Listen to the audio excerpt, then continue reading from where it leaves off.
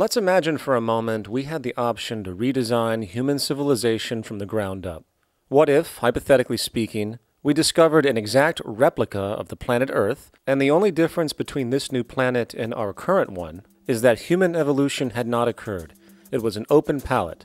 No countries, no cities, no pollution, no Republicans, just a pristine, open environment. So, what would we do? Well, first we need a goal, right? And it's safe to say that goal would be to survive. And not to just survive, but to do so in an optimized, healthy, prosperous way. Most people indeed desire to live, and they would prefer to do so without suffering. Therefore, the basis of this civilization needs to be as supportive and hence sustainable for human life as possible, taking into account the material needs of all the world's people while trying to remove anything that could hurt us in the long run. That goal of, say, maximum sustainability understood, the next question regards our method. What kind of approach do we take? Well, let's see. Last I checked, politics was the method of social operation on Earth. So what do the doctrines of the Republicans, liberals, conservatives, or socialists have to say about societal design? Not a damn thing. Okay, then what about religion? Surely the great creator had to have left some blueprint somewhere. No, nothing I can find. Okay then, so what's left? It appears something called science. Science is unique in that its methods demand not only that the ideas proposed be tested and replicated, but everything science comes up with is also inherently falsifiable. In other words, unlike religion and politics, science has no ego, and everything it suggests accepts the possibility of being proven wrong eventually. It holds on to nothing and evolves constantly. Well, that sounds natural enough to me. So then, based on the current state of scientific knowledge in the early 21st century, along with our goal of maximum sustainability for the human population, how do we begin the actual process of construction? Well, the first question to ask, what do we need to survive? The answer, of course, are planetary resources. Whether it is the water we drink, the energy we use, the raw materials we utilize to create tools and shelter, the planet hosts an inventory of resources, many of which are demanded for our survival. So, given that reality, it then becomes critical to figure out what we have and where it is. This means we need to conduct a survey. We simply locate and identify every physical resource on the planet we can, along with the amount available at each location, from the deposits of copper, to the most potent locations for wind farms to produce energy, to the natural freshwater springs, to an assessment of the amount of fish in the ocean, to the most prime arable land for food cultivation, etc. But since we humans are going to be consuming these resources over time, we then realize that not only do we need to locate and identify, we also need to track. We need to make sure we don't run out of any of this stuff. That would be bad. And this means not only tracking our rates of use, but the rates of earthly regeneration as well, such as how long it takes for, say, a tree to grow or a spring to replenish. This is called dynamic equilibrium. In other words, if we use up trees faster than they can be grown back, we have a serious problem, for it is unsustainable.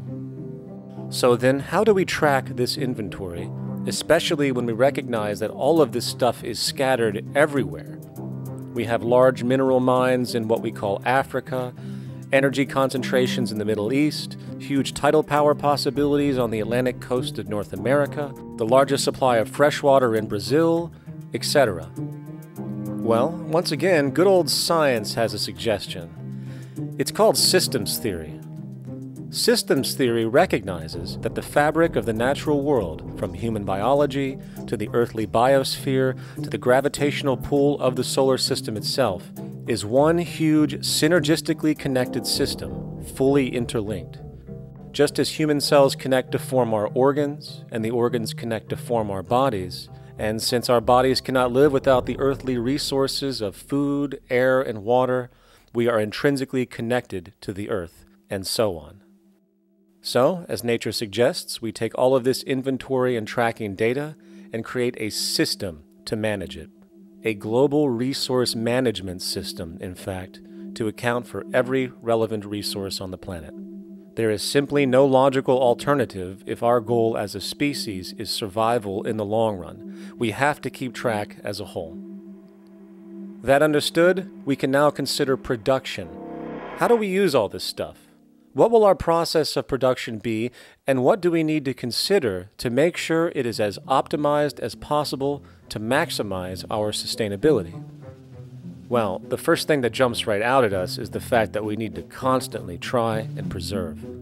The planet's resources are essentially finite, so it is important that we be strategic. Strategic preservation is key. The second thing we recognize is that some resources are really not as good as others in their performance. In fact, some of this stuff, when put into use, has a terrible effect on the environment, which invariably hinders our own health. For example, oil and fossil fuels, no matter how you cut it, release some pretty destructive agents into the environment. Therefore, it is critical we do our best to use such things only when we really have to, if at all. Fortunately for us, we see a ton of solar, wind, tidal, wave, heat differential, and geothermal possibilities for energy production, so we can strategize objectively about what we use and where to avoid what could be called negative retroactions, or anything that results from production or use that damages the environment and hence ourselves. We will call this strategic safety, to couple in with our strategic preservation. But production strategies do not stop there. We are going to need an efficiency strategy for the actual mechanics of production itself. And what we find is that there are roughly 3 specific protocols we must adhere to. 1. Every good we produce must be designed to last as long as possible. Naturally, the more things break down, the more resources we are going to need to replace them, and the more waste produced. 2. When things do break down or are no longer usable for whatever reason, it is critical that we harvest or recycle as much as we possibly can. So the production design must take this into account directly at the very earliest stages. 3. Quickly evolving technologies, such as electronics, which are subject to the fastest rates of technological obsolescence, would need to be designed to foreshadow and accommodate physical updates. The last thing we want to do is throw away an entire computer system just because it has only one broken part or is outdated. So we simply design the components to be easily updated, part by part, standardized and universally interchangeable, foreshadowed by the current trend of technological change. And when we realize that the mechanisms of strategic preservation, strategic safety, and strategic efficiency are purely technical considerations, devoid of any human opinion or bias, we simply program these strategies into a computer which can weigh and calculate all the relevant variables, allowing us to always arrive at the absolute best method for sustainable production based on current understandings. And while that might sound complex, all it is a glorified calculator. Not to mention, such multivariate decision-making and monitoring systems are already used across the world today for isolated purposes. It is simply a process of scaling it out.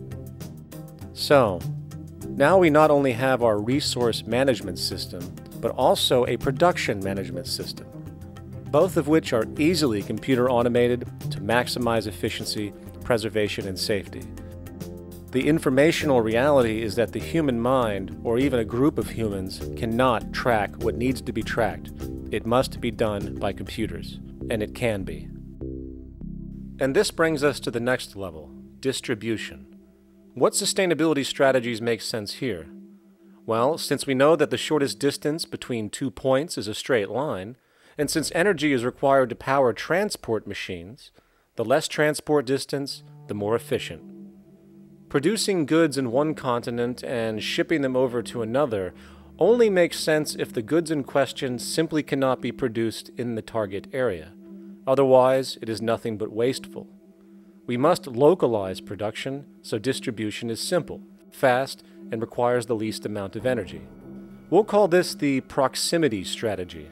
which simply means we reduce the travel of goods as much as possible, whether raw materials or finished consumer products. Of course, it might also be important to know what goods we are transporting and why, and this falls under the category of demand. And demand is simply what people need to be healthy and to have a high quality of life. The spectrum of material human needs range from core life-supporting necessities, such as food, clean water, shelter, to social and recreational goods, which allow for relaxation and personal social enjoyment, both important factors in human and social health overall. So, very simply, we take another survey. People describe their needs, demand is assessed, and production begins based on that demand. And since the level of demand of different goods will naturally fluctuate and change around different regions, we need to create a demand distribution tracking system, so to avoid overruns and shortages. Of course, this idea is old news. It is used in every major store chain today to make sure they keep up with their inventory. Only this time we are tracking on a global scale. But, wait a minute, we really can't fully understand demand if we don't account for the actual usage of the good itself. Is it logical and sustainable for every single human to, say, have one of everything made, regardless of their usage? No, that would be simply wasteful and inefficient. If a person has a need for a good, but that need is only for, say, 45 minutes a day on average, it would be much more efficient if that good was made available to them and to others when needed. Many forget that it isn't the good that they want, it is the purpose of that good. When we realize that the good itself is only as important as its utility, we see that external restriction, or what we might call today ownership, is extremely wasteful and environmentally illogical in a fundamental economic sense. So, we need to devise a strategy called strategic access. This will be the foundation of our demand distribution tracking system, which makes sure we can meet the demand of the population's needs for access of whatever they need when they need it. And as far as physically obtaining the goods, centralized and regional access centers all make sense for the most part, placed in close proximity to the population, and a person would simply come in, take the item, use it, and when finished, return it when it is no longer needed. Sort of how a library works today. In fact, these centers could not only exist in the community in the way we see local stores today, but specialized access centers would exist in specific areas where often certain goods are utilized, saving more energy with less repeat transport. And once this demand tracking system is in order, it is tied into our production management system, and of course into our resource management system, hence creating a unified, dynamically updating, global economic management machine that simply makes sure we remain sustainable, starting with securing the integrity of our finite resources, moving to make sure we only create the best, most strategic goods possible, while distributing everything in the most intelligent and efficient way. And the unique result of this preservation-based approach, which is intuitively counter to many, is that this logical, ground-up, empirical process of preservation and efficiency, which can only define true human sustainability on this planet, would likely enable something never before seen in human history. Access abundance, not just for a percentage of the global population, but the entire civilization. This economic model, as was just generalized, this responsible systems approach to total Earth resource management and processes, designed again to do nothing less than take care of humanity as a whole in the most efficient and sustainable way, could be termed a resource-based economy. The idea was defined in the 1970s by structural engineer Jacques Fresco. He understood back then that society was on a collision course with nature and itself, unsustainable on every level, and if things didn't change, we would destroy ourselves one way or another.